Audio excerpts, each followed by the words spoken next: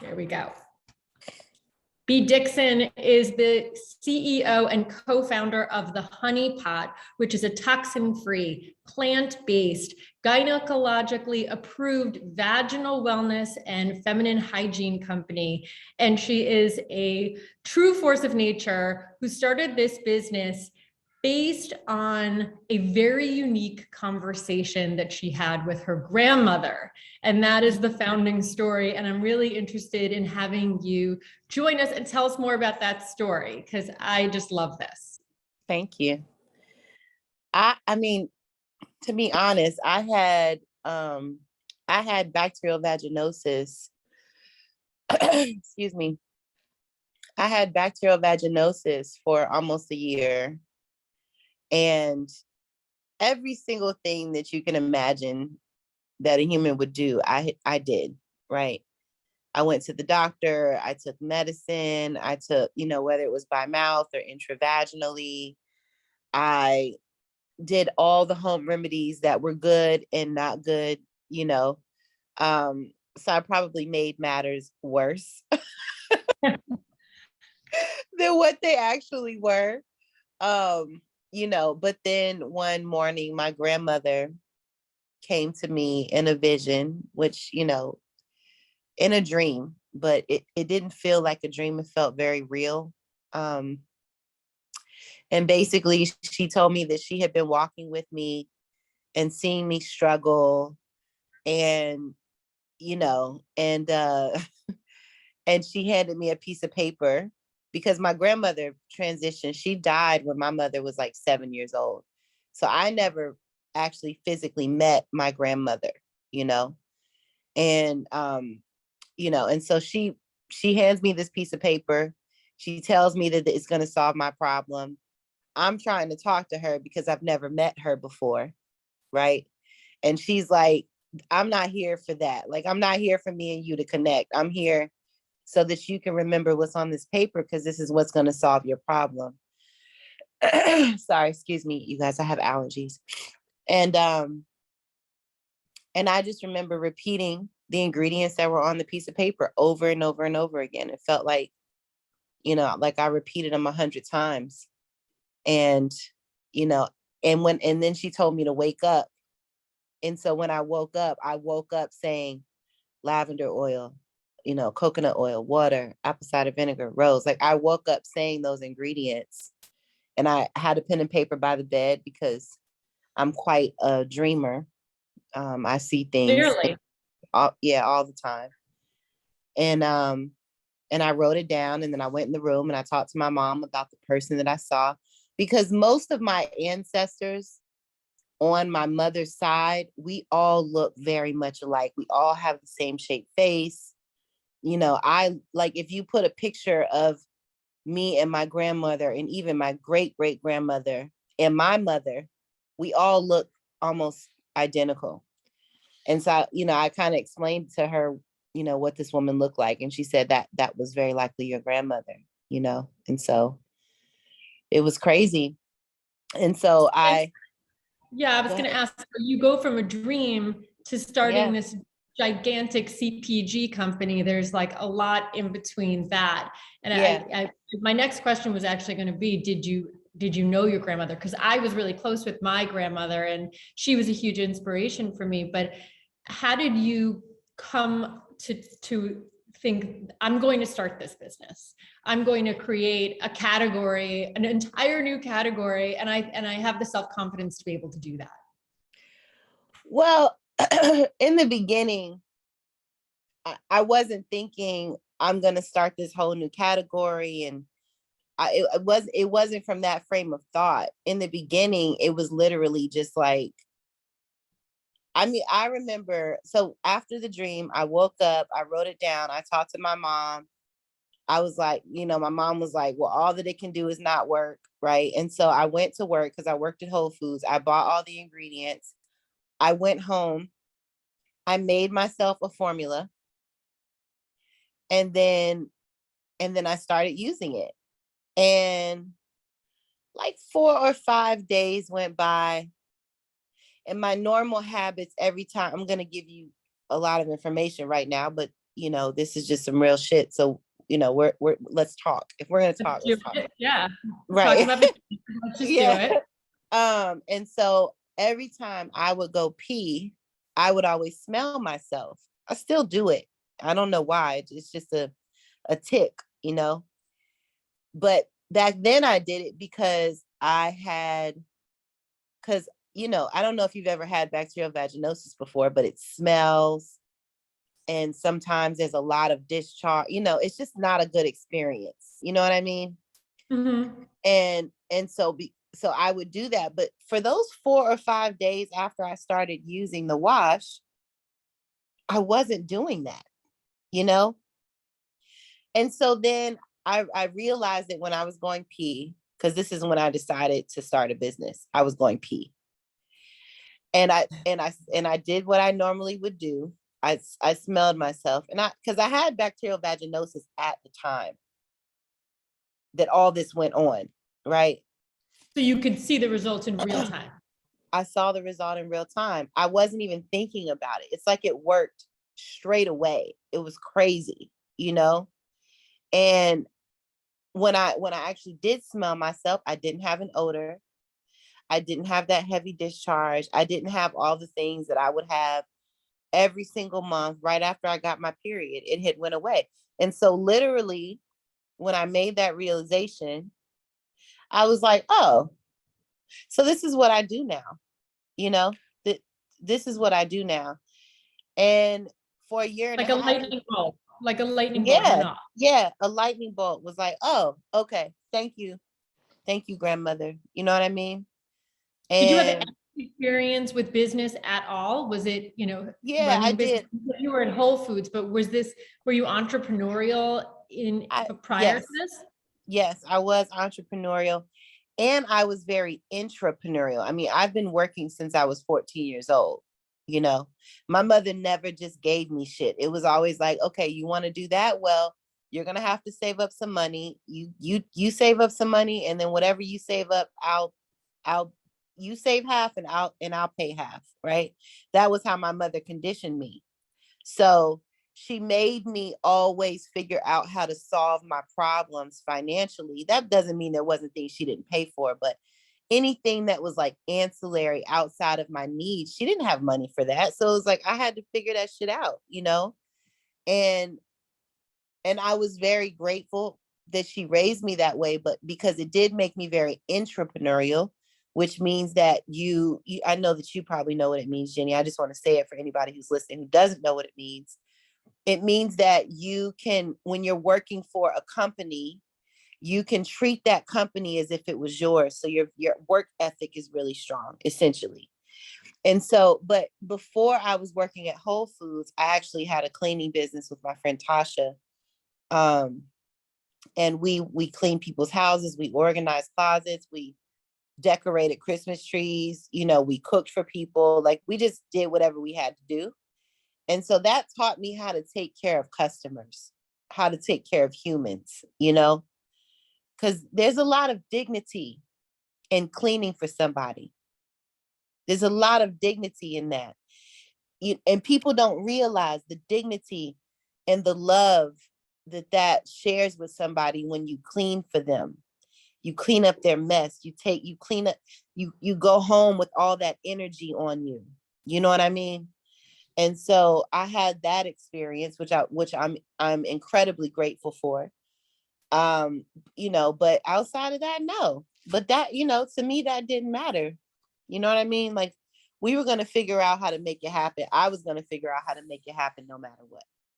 And I read that you had a loan, that you took out a loan from a family member instead of, not instead of, I take that back, because it's not very easy. Women of color may get like 1% of VC money. So it's not as if you were to go and say like, okay, I've got this CPG product and now I'm going to go raise all this giant venture money. So you went the route that was available to you, which was taking a reasonable amount of money and starting from that place.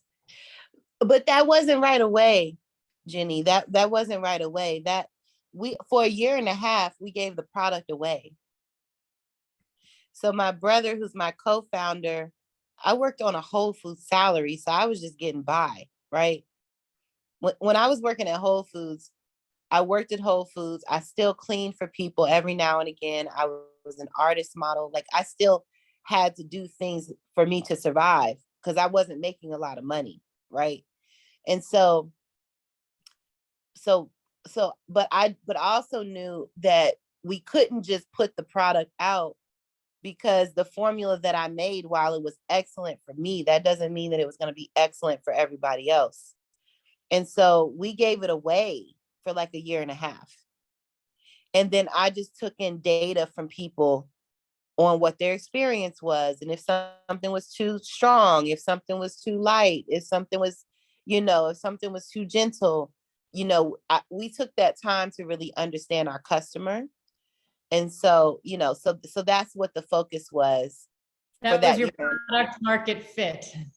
That was product market fit. That was clinical research. We didn't have money to go to like a clinical research house to, that can cost anywhere from hundreds of thousands of dollars to millions of dollars, which we have invested, by now, we have invested millions of dollars into testing, being the most scientifically tested and clinically proven brand. But back then we didn't have two rubber nickels to rub together. You know what I mean? Isn't it funny how the story winds up becoming, even though it seemed like maybe that was a harder road, but it was an intuitive road. And I recently interviewed a man who was a founder of a tech firm, and he really thinks that this idea of like a moonshot and taking all this VC money really works in such specific and narrow companies. It does. But doing exactly what you did, which was having the job, not giving up that job until you knew that there was a product, having done all the research, you can do so much on your own with your own hustle and your own grit and determination. And then slowly, incrementally get to the place where you're like, okay, now it's time. When did you know it was the now it's time moment? There was so many now it's time moments, right? Like the moment that we transitioned out of giving the product away for free was because me and Sai met somebody and they were like, y'all should go to the Bronner Brothers hair show, and and they didn't know that we had a product that we were giving away for free. They thought we had much more of a business, right? So we go to the Bronner Brothers hair show. We sell 600 bottles in a weekend. That's when we got the $20,000 loan. That was from Simon and from Troy, right?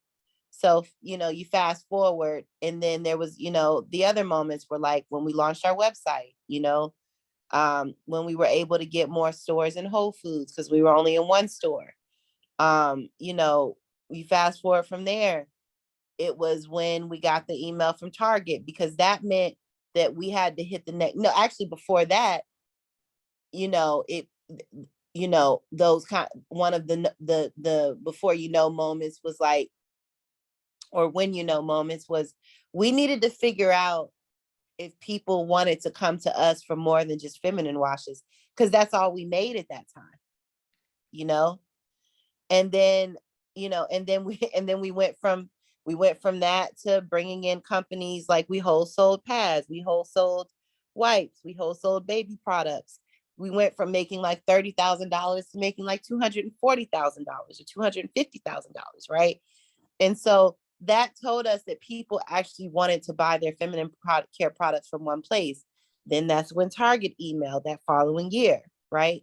And so there's so many moments of when it's time to get to the next place. You know what I mean? And that's the art of it. I agree with that man that you were talking about, because if you raise money too fast, too quick, like I remember saying to Sai, bro, we really need to raise some money. We really need to raise some money. He would always be like, no, B, we don't need to raise any money because we don't have anything to raise for, right? You just need to keep focused on the business and keep doing what you're doing. And that's what he told me. And he was right. But when Target called, he was like, now is when we go raise some money, right? And it's true, because if you raise too much money too fast, and you don't understand your product, and you don't understand your business, and you don't understand your customer, and you really don't know what you're going to spend the money on, And you have to spend it. and you have to spend it, then you're just going to be throwing money at shit. You're not actually going to be solving real problems, you know? And I mean, me and my team, we do our leadership team, we do our leadership meetings twice a week, Mondays and Wednesdays. And I literally right before this call, I was on our leadership call, and I was talking about that. Like, I'm so grateful that Simon built the finance and the operations of the business. I'm so happy that he was so lean, because that is literally how we do things all the way till today. We have a business, right? We have a proper business, you know. We can't just throw money at it. It has to work. You know what I mean? And so, yeah. I love that. Now, you are in a category that's, Yep. I gotta you think plug about the plug player. my computer up, so I'm gonna be moving No around. problem. I'll chat while I'll lead in, but if you think about your category, right? You think about like store shelves and how hard it is to get on those store shelves.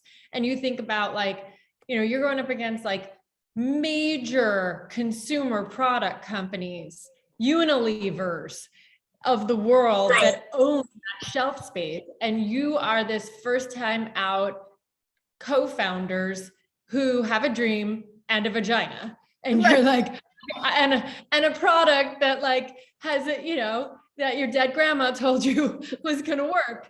Right. And you just have this like unbelievable confidence that this thing is going to work. Do you ever wake up and think like, I can't believe this happened, that all of this has happened? No, I never wake up and say that, because we worked our ass off for all of this to happen. All of this doesn't happen, and I shouldn't say it doesn't happen, because for some people it can happen. But most of the time, the way that big companies happen, typically everybody wants to see it once things have already happened and the scale has happened. They don't realize all the shit that people had to eat for years and years and years and years and years, right? You think about, right? You think about the Oprahs of the world and the Beyoncés of the world and the, frankly, the honeypots of the world, right? They started doing what they did when they were young. You would be weird if by now they weren't like mega stars, right?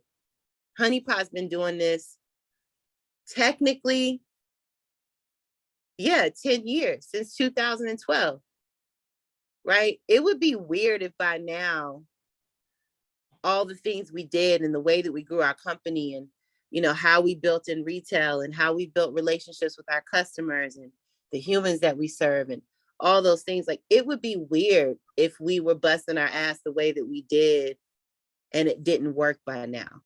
You know what I'm saying? So like, no, I never wake up and I'm like, I can't believe this happened. Why? Because I personally made intentions for this to happen, for us to be here.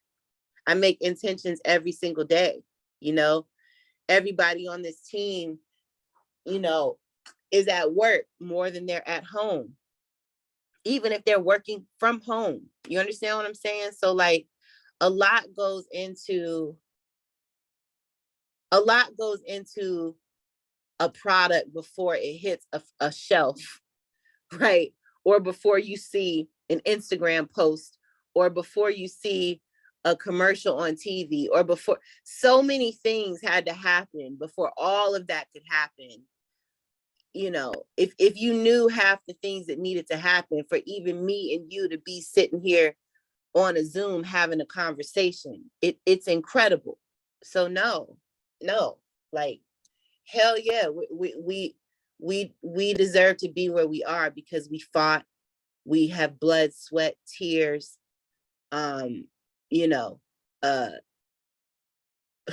wounds, trauma, all that.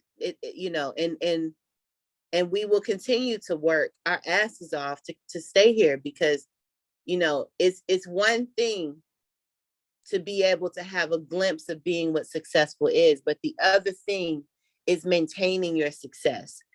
There's a saying in the sales world, it's easy to get on a shelf. It's easy to get a buyer to say yes to you.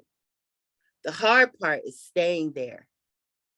How do you maintain that? How do you set intentions? How do you set that bar for yourself to keep it going? Because I know as a founder, it's not always great days. Like you said, there's a lot of slog that goes into it, and years go by where you are like, there's the highs and then there's the slog. There's a low. Yeah.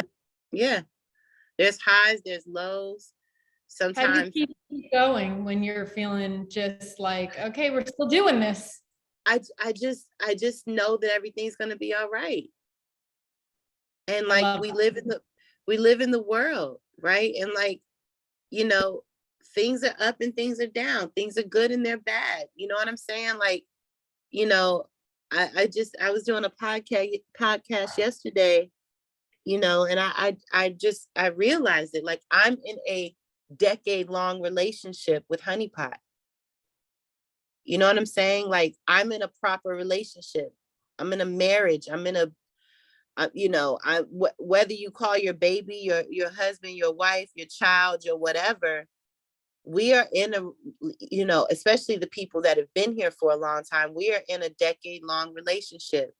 And any relationship that you've been in for a long time is going to have ups and downs, ins and outs, bad days, good days. Hopefully you have more good days and more thriving days than you do bad. But how can you respect the good days? How can you respect when your business is thriving? How can you respect your customers, the people that you serve, if you don't go through some shit together? You know what I'm saying? How do you respect good if you don't understand what bad looks like? I read that you are very mindful of gratitude. Oh, yeah. And that is like a real base of your focus and intention in the company. And I think focusing on gratitude does put it into the positive instead of focusing on the negative. Yeah. I'm grateful for everything as it happens in order. Because all things are always, always, always in order. Even if the worst shit happened in the world, everything's in order. You understand what I'm saying? And it's okay. Right? So, not only is gratitude a huge part of our practice at work, it's just a huge part of my practice as being as practicing being a human on this planet. The fact that, the world is spinning right now, and me and you are sitting here talking. It is a miracle, right? And so, yeah, like I'm grateful for everything. I'm grateful for everything. I love that. Yeah. That puts a lot of it into perspective. And if you trust that it's all going to work out okay, then you don't have to worry about sweating the small things. However, I want to just don't sweat the small things. Yeah, it doesn't mean it doesn't hurt. And it doesn't mean it doesn't hurt when it happens. But it's just more of like the long game and taking a bigger picture. But you had an experience, and I'm like, this is something I really want to talk to you about specifically, where in May or in sometime in the spring, and I wasn't aware of this at the time, that there was controversy around the Honey Pot because of a formulation change, sort of rudimentary business stuff that happens in companies all the time. So that's not the piece of it that I think is, worrisome. I think what's worrisome is that women, you are a Black founding woman. And, and this is a product that is very well received by other Black women who see you as like a huge example and put you up on a pedestal. And then through social media, when like rumors started about a product change, which happens all the time in business, no one knows what's in anything. So to think it's insane. But people started spreading rumors and people started attacking you and going after you and your company on social media. And I see this happen to women founders, specifically to women founders from their own constituency all the time, whether you call it cancel culture, whatever you want to call it. I think that it really is an unbelievable trend that's happening. You see it like, you hear the big one. There's just a podcast about Tanya Zuckerbrot that happening to, or it's Audrey Gelman, or it's this. It's almost like whatever culture you create then comes back to eat you. How did you survive that? I mean, what was that experience like? And I don't know. I commend you for the way you handled it. Thank you. Because I think you handled it really well and really classy, and you came out on the other side of this. But I can't imagine what it was like to go through that. And as a founder, it's terrifying to me, and it makes me hold back from doing things sometimes that I would have, because I personally am afraid that that could happen to me. Well, it can happen to anybody. And, traditional PR will tell you when it happens, don't say anything, stay quiet, don't say nothing. Just let it blow over, right? We don't have that kind of relationship with the humans that we serve. And, and we made a mistake. There was just so many things that were happening right then, right? Like, we were setting our products on shelves in retail because it was like our category review season when like things were actually going on shelf.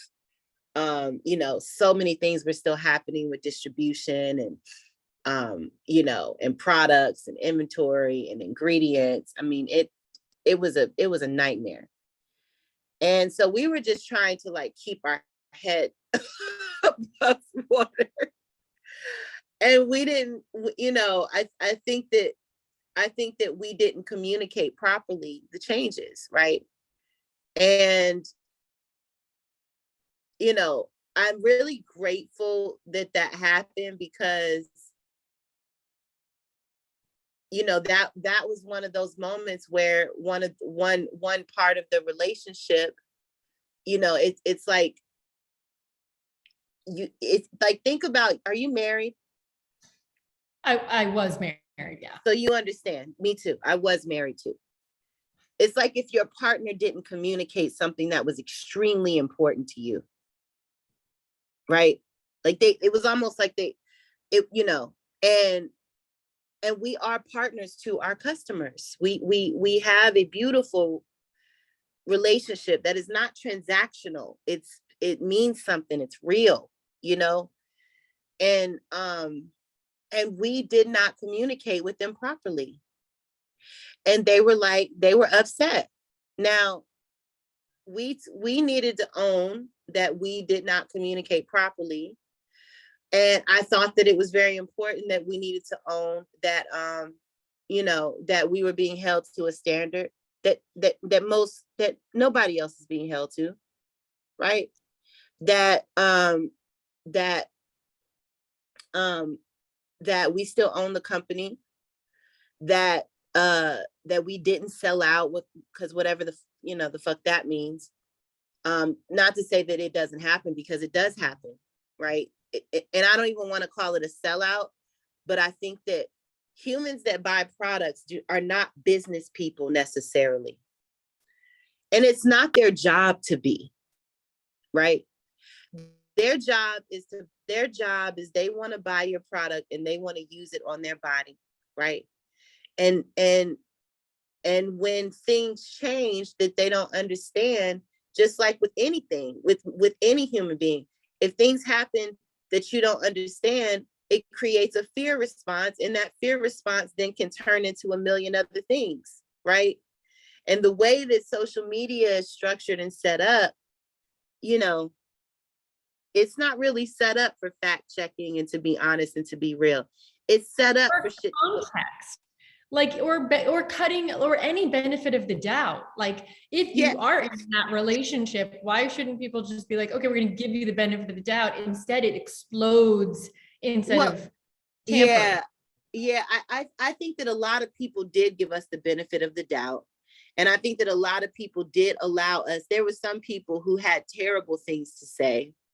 But then when we were able to show them the facts and talk to them about all the things that were going on and show them that a lot of that stuff that was being talked about was lies and wasn't real, then they were able to kind of back down and feel calm about it. But we also can't talk about these types of things and not talk about how it does happen where companies do have an exit or do have a strategic partnership, and where the company that has partnered, the conglomerate that has partnered, has come in and restructured everything about said company. These things happen every day. So it's business. But if you're a person who's been buying a product for 10 plus years and you have committed your money and your time and your energy and you've believed in it, and that happens, it almost feels like an insult, because now you have to go and figure out what can you do now. So I understand that. I get that, right? And I'm with you, right? Like, you know, people don't realize that when you are jumping behind a kid, I think that it's really important too. Let me say this first. And this isn't specific to Honey Pot. This is just in general. I think before you go and cancel a company, especially if it was something similar that happened with Honey Pot, where people were looking at our ingredients and thinking that they were bad, and really they weren't bad. They were going to apps and the apps were saying that these ingredients were bad, and they're not, right? But I can assure you that, well, I can't assure you because I'm not those people and I don't know what they're using. But I think before you go out and cancel a brand for something as, you know, that could be as simple as ingredients, I think that it's very important to look at your whole life and look at all the things that you're using. What do you use to brush your teeth? What do you use to wash your hair? What do you use to shampoo your, what do you use as body wash on your skin?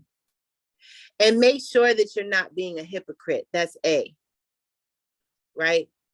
Because if you're not going to go cancel those colossal brands that you've probably been using and consuming on a daily basis, it's not really kind and fair to cancel another brand that has to make changes to their formulation. Because like you said, these things happen. Sometimes you can't buy an ingredient anymore, or sometimes it becomes ridiculously expensive. And everything is about our margins. We live off of a couple of dollars of margin on each product. You understand what I'm saying? And so I think that it's really important to think about that. And I think the other thing about cancel culture too is understand that the terrible things that you write and say, because I had death threats. I mean, I had all kinds of crazy shit. It was crazy. The terrible things that you write and say, humans have to read that. People have to read and respond to that. It's funny what you'll do behind a computer, or what you'll do behind a camera, or what you'll do with a mass amount of people, right? I can't tell people what to do, whether they should cancel a brand or not. I personally would never get behind a cancel culture, right?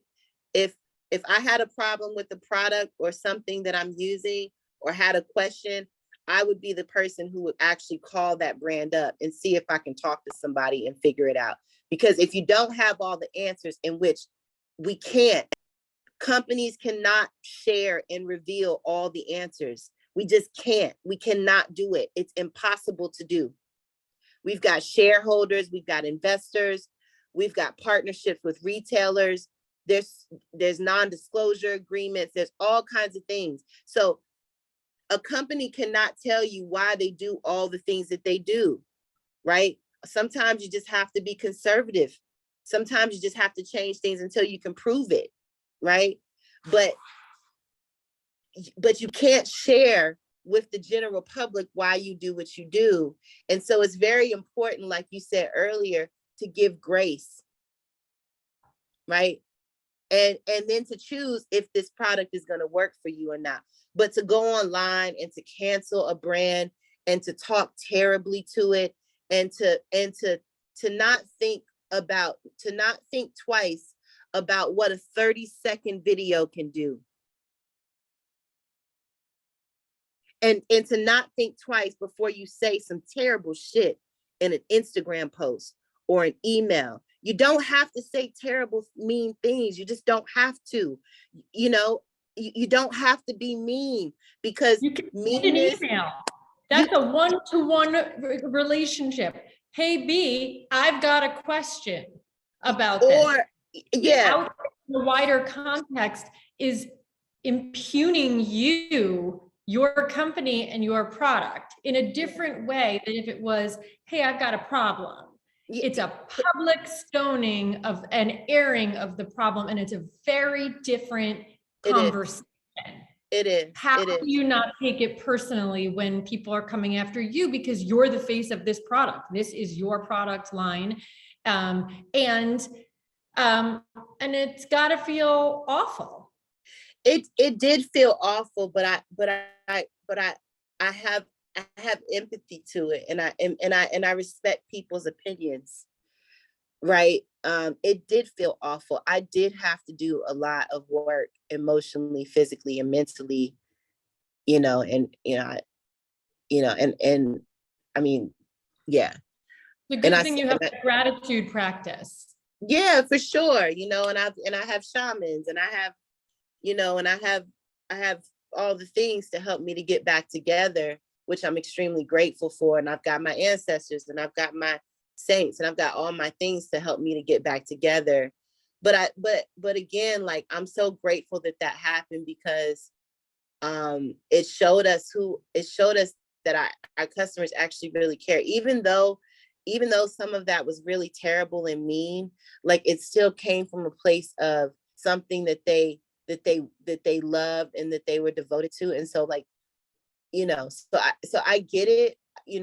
I just think that it's very important for humans to understand that treat people how you would want people to treat you, and understand, and also look at the history, because what Honey Pot, and I don't say this with ego, but what Honey Pot has done for the vulva vagina is insane, right?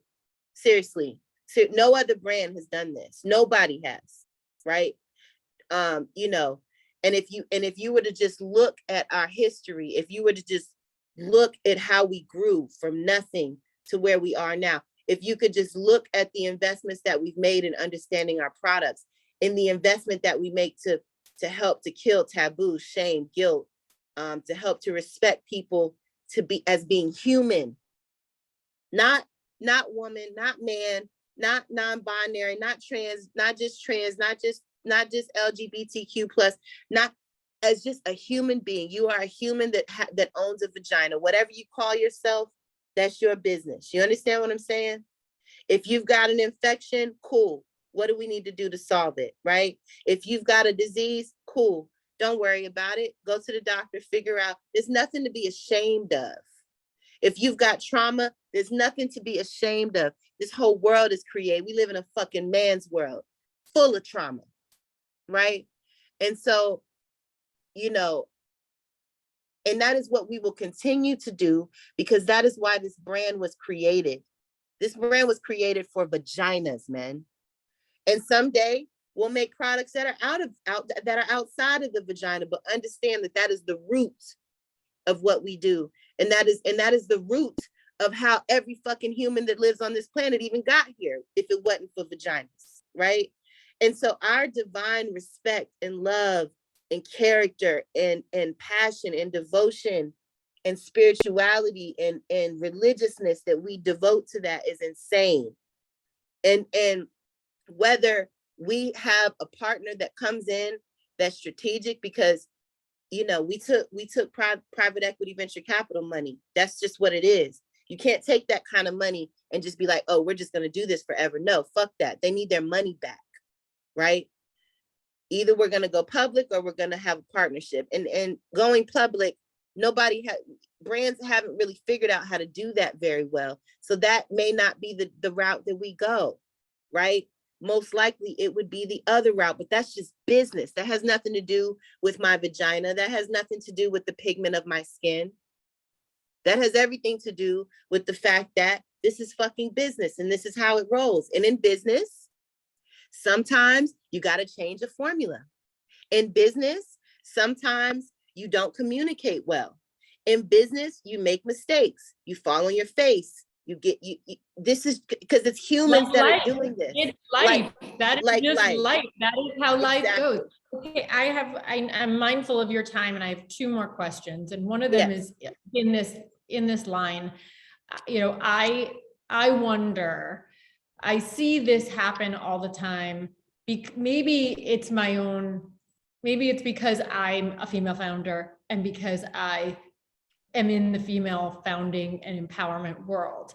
But it seems to me that women can be their own worst enemies. We can. And women can destroy, like we said before, women can take down other women founders very easily. And in my mind, that is why there are so few women who are leading products, selling them to CPG companies, creating enormous businesses, because we're so busy infighting and destroying ourselves that men just like walk through with their own privilege and their own, people throwing money parades at them.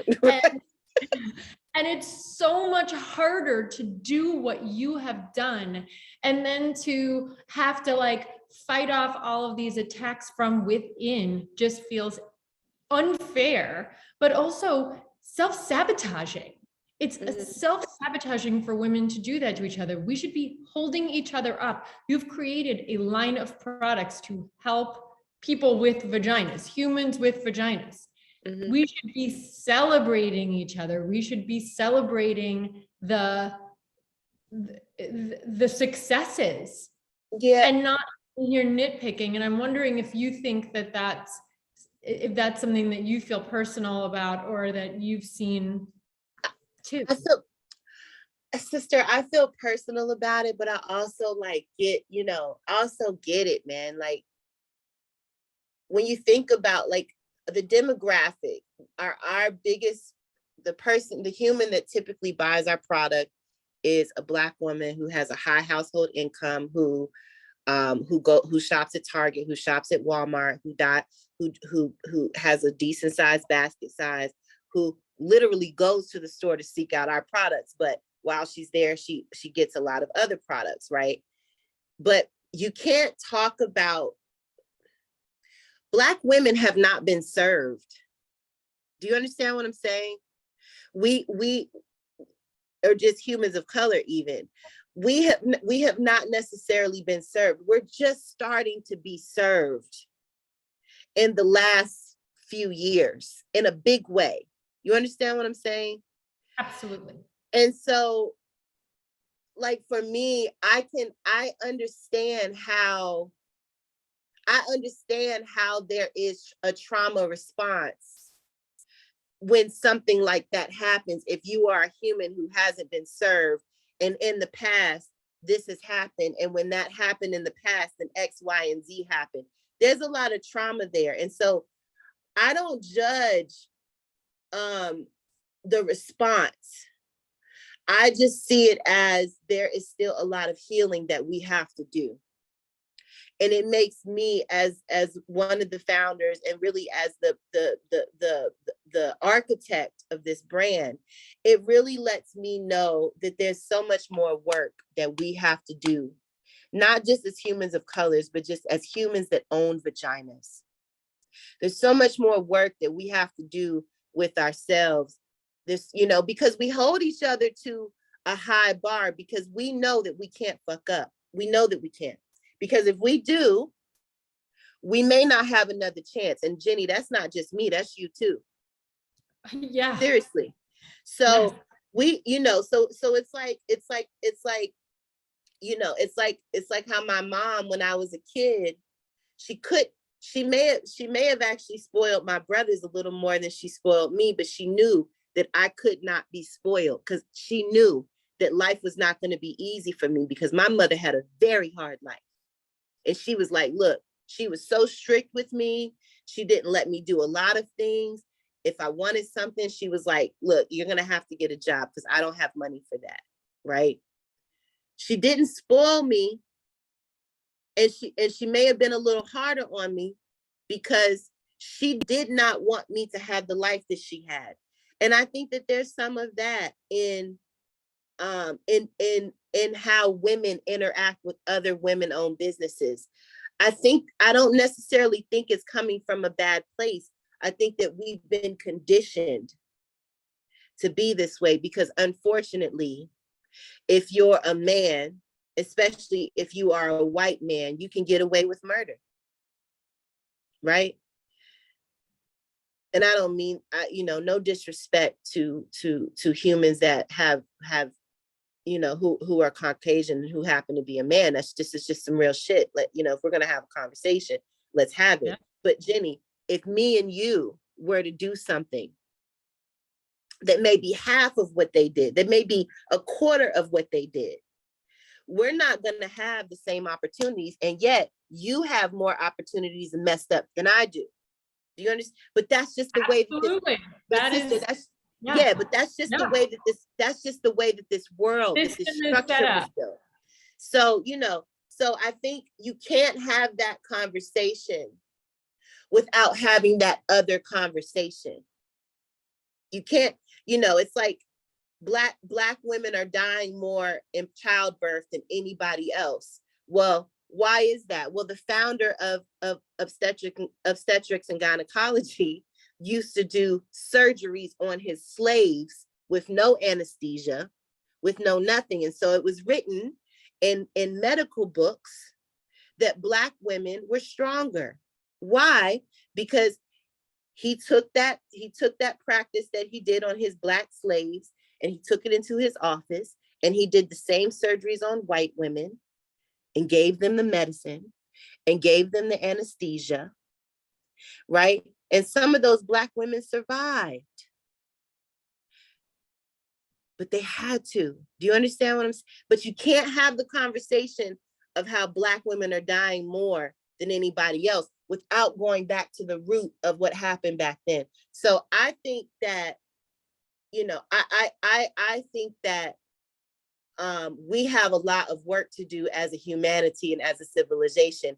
And I think our biggest piece of work is understanding that the constructs that we built around ourselves aren't real. And they actually backfire, You're carrying, and you've chosen to carry a huge burden in a lot of ways, but also you are an enormous trailblazer. Thank you. Not only for Black women, but for all women, as a, very vocal and a woman of color, a founder, somebody who's created an enormous product line, somebody who is in the feminine hygiene business. There's so many ways in which what the path that you are on is amazing and also just difficult. So I commend you so much for taking it on, for being that for so many women, for seeing the need, and for being able to carry that burden for a lot of people who are relying on you, and to be able to have that gratitude and the grace and the ability to have empathy for other women who are around you. It's really commendable. And I've really enjoyed this conversation so much. I want to wrap it up so you can go along with your day, because I'm sure you have much to accomplish today. But we end with one question. It's our tagline, which is, how do you make work for you? And I'm wondering, given all of those, the burdens and the responsibilities and the goals that you've set for yourself, how do you make work for you?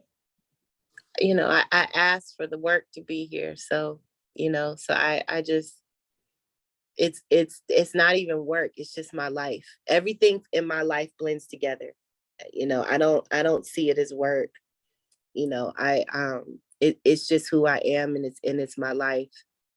When I'm working, I'm working. When I'm with my partner, I'm with him. When I'm with my family, I'm with them. I'm not working. When I'm eating, I try to eat. Sometimes I'm eating on the go, but like, I want to get better at like, I'm eating right now, right? Or, you know, I'm not the best at taking time for myself, to be honest, but, you know, but even if I get 1 minute to be with myself, that 1 minute, I try to make it feel like it was like 30 minutes, you know? And so, you know, I'm grateful to be here. I'm grateful to have these opportunities. I'm just grateful for all of it. And, you know, and I don't take it lightly. I am in awe of you, and I'm so glad that you had this hour to spare for the second shift, for our community. I can Thank you. keep going and talking to you all day, but I'll let you Thank you, sister. wrap this up. This was just like a totally fascinating conversation, from like vaginas to female founders to gratitude to dead grandmas and, you know, historical racism and slavery. So we covered all bases. And on that note, I will let you go. I say thank you so much, Bea. You are a force of nature, and I want you to take over the world. I've got your back no matter what, and I hope for you all the success in the world. And I do the same for you. I have your back, and I hope for you all the success and love and kindness and generosity and all the things. So love you, and take care of yourself. You too. Thank you. Okay. Bye. Bye.